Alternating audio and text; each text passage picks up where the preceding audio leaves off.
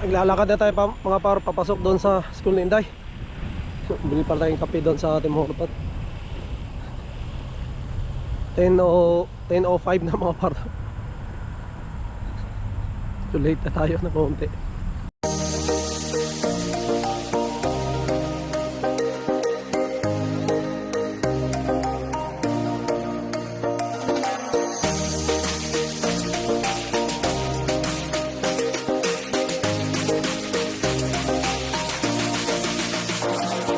Ito, Davao del Sur nandito.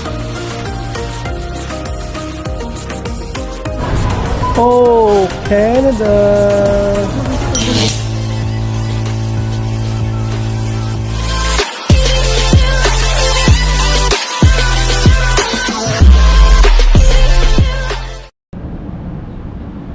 Yo, mga par, good morning. Ano? May pupuntahan tayo mga par, no?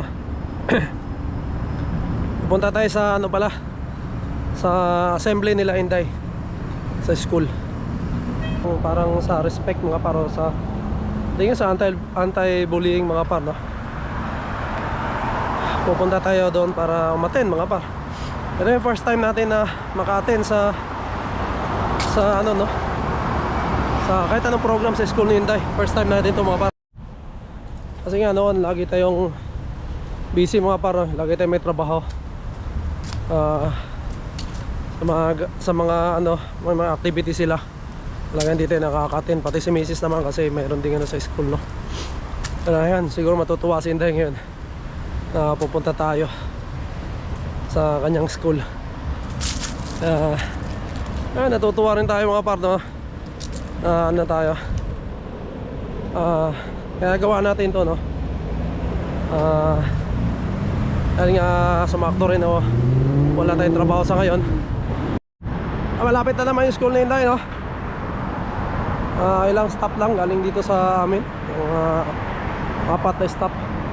Pero yun, bibili po natin kape mga par, kasi baka matagal yung assembly para mayroon tayong ano, inom-inom dun sa loob. Hindi naman siguro bawal ang kape. So bili muna tayo dito sa ating suki, no? Shout out Tim Hortons baka naman. Naglalakad na tayo mga par papasok doon sa school ni Inday. Bili pa tayong kape doon sa Tim Hortons. 10:05 na mga par. Too late na tayo na konti. Bisa natin.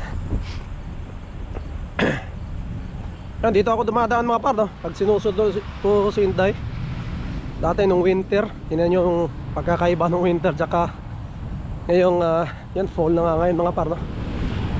Pagka walang snow mga par, yun yung pagkakaiba. Kung nanonood kayo noon sa vlog ko, no? Dito ako dumadaan.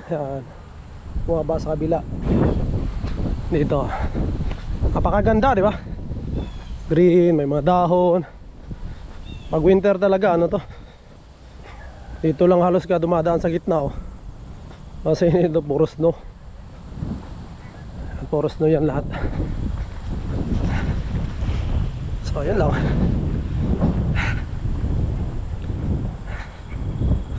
Tutuwa to si Inday pag nakita tayo dito sa school ng kapar. Pag may ano siya, bitis siya. Maraming salamat pala noon sa isa nating kabaro na kausap natin kanina, no? Nagkwentuhan kami, matagal kami nagkwentuhan mga par sa tungkol sa mga sitwasyon namin dito, no?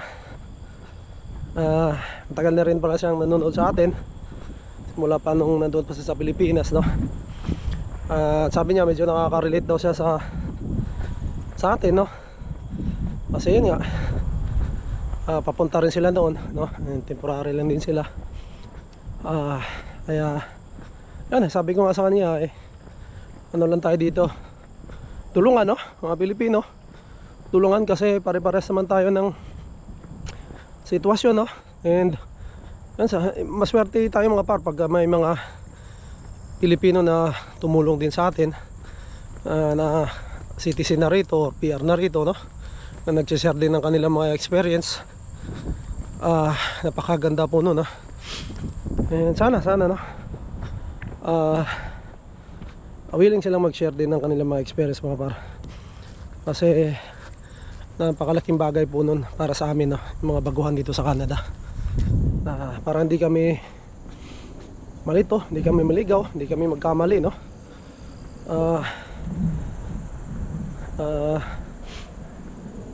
Kaya appreciate po namin talaga ng mga ibang Pilipino natin dito na tumutulong, no? Maraming salamat sa inyo, no? And yun nga, sabi ko nga sa inyo na tutulong rin tayo, no, mga partner, sa pag-share ng ating mga nalalaman, no? Para doon sa mga baguhan din na mga nandito sa Canada, mga par. So yun, pasok lang tayo dito mga par sa school ni Inday. Hanapin natin saan yung assembly nila. Balitaan ko kayo mga par mamaya kung ano nangyari.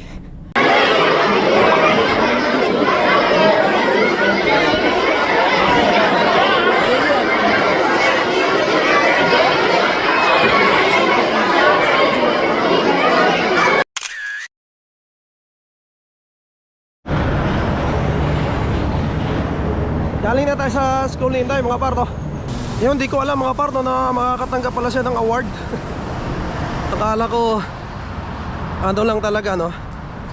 Pumunta lang ako doon mga par para yun, umattend lang, no, ng assembly nila. Hindi ko alam na may award pala si Inday, no? And sa bawat class nila mga parto, dalawa lang yung nabibigyan ng award, no? So isa si Inday doon. Nakaka-proud naman nabigyan siya ng award, no? Nakausap ko yung teacher niya mga par, no? Ganda raw ang pinapakita ni Inday talaga sa school, no? And napaka sarap pakinggan mga par, no? Bilang isang parent syempre na yung anak mo ay yun nga nakakuha ng award, and maganda yung ano ng teacher sa kanya, no? Dahil nga siguro kasi sa isang class mga par marami sila 20 plus sila kung hindi ako nagkakamali, no? Pero yun nga, dalawa lang sila nabigyan ng itong award na to. Yung award na to mga par is tungkol to sa respect, no? Hindi ko alam kung anong ano nila mga par, no?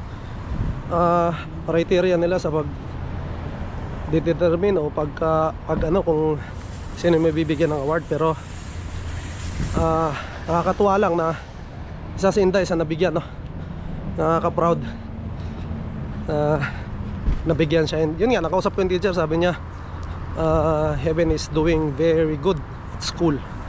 So yun, sana magtuloy-tuloy. Si Inday naman talaga is talino mga par, no? Kaya nakakatuwa. Kaya mga par, dito pala tayo sa ano, no, Fresco. Bibili tayo ng mga ingredients doon sa lulutuin ni Mrs., no? Yung kaklase niya kasi nasa bahay. Magluluto-luto sila. Babanding sila mga par, no? Luluto daw ng salmon. So wala kaming luya at saka kamatis at saka sibuyas. Bibili tayo sibuyas. Pamihan na natin mga par para ano, wala rin sibuyas sa bahay. Ito maganda. Liit lang. Kamatis.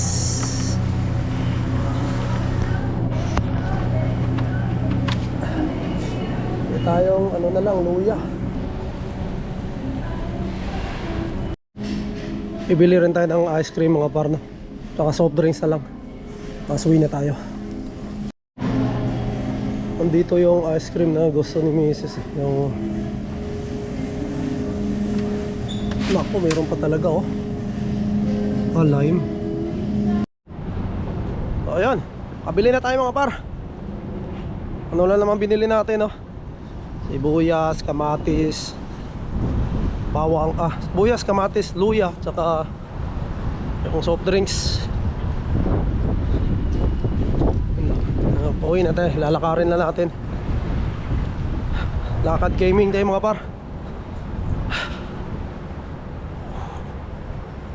Buti nawala na yung pause ng boses ko. Medyo makati-kati na lang yung lalamunan natin. Pero at least may boses na tayo.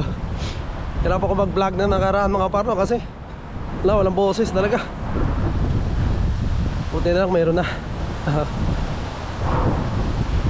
Ayan, lakad tayo pa uwi. yan sa ano lang mga paano, sa totoo lang talaga, no? Masaya ako ngayon sa ano mga para sa nangyayari sa ating mga sa aking ano, sa aming pamilya mga parno. Kasi unang-una nga nagkakasama kami, no? Kahit may mga challenges na hinaharap, pero iba pag magkakasama ang pamilya mga parno. Yun nga, yun yung pinapangarap natin noon, na sana bigyan tayo ng pagkakataon, and yun, binigay naman ni Lord yung ano natin, no, pangarap natin. And yun, sana yun, yung mga nandito sa Canada, yung mga may sitwasyon din na tulad namin, kapit lang kayo mga par, no? Ang mindset ko talaga mga par, no, kung ibibigay sa'yo, kahit ano pang problema yan na dumating, no, talagang kung para sa'yo mga par, hindi na mababago yun, no? Ang magagawa lang natin, no, siyempre